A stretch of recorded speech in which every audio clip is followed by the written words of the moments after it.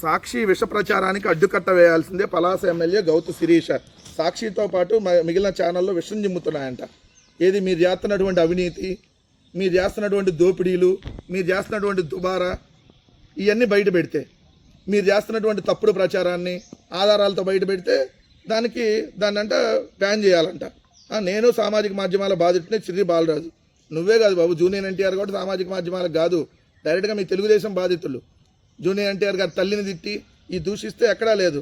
ఏమంటే 20 నెలల్లో 1384 కేసులు నమోదు చేశాం, 1167 మందిని అరెస్ట్ చేశాం, సామాజిక మాధ్యమాల అసత్య ప్రచారానికి కేసులు నమోదు చేసే అవకాశం ఉంది, ఏదో చట్టం తీసుకొని వస్తుందంట, ప్రత్యేక చట్టం.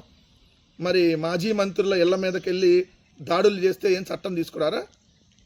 వైఎస్ఆర్ కాంగ్రెస్ పార్టీ వాళ్ళు మాత్రం బ్యానర్ కడితే ఏదైతే దాని మీద కేసులు, అదే తెలుగుదేశం పార్టీ వాళ్ళు డైరెక్ట్గా పెట్రోల్ బాంబులు వేసినా కేసులు ఉండవు. ఈ రాష్ట్రంలో ఎటుపోతుందనడానికి ఇది నిదర్శనం.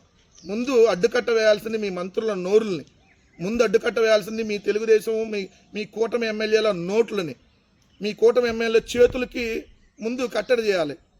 లేదంటే ఎక్కడ కర్రలు తీసుకొని రాడ్డులు తీసుకొని వెళ్ళి కొట్టేస్తూ ఉంటున్నారు కదా. ముందు ఆంధ్రప్రదేశ్ రాష్ట్రంలో బ్యాన్ చేయాల్సింది ఆ ఎల్లో మీడియాని, ఆ ఎల్లో పత్రికల్ని బ్యాన్ చేస్తే ఈ రాష్ట్రానికి పట్టినటువంటి శాశ్వత దరిద్రం వదిలిద్ది. ముందు దాని మీద చర్యలు తీసుకోమని ప్రజలు కోరుతా ఉన్నారు అనిత గారు.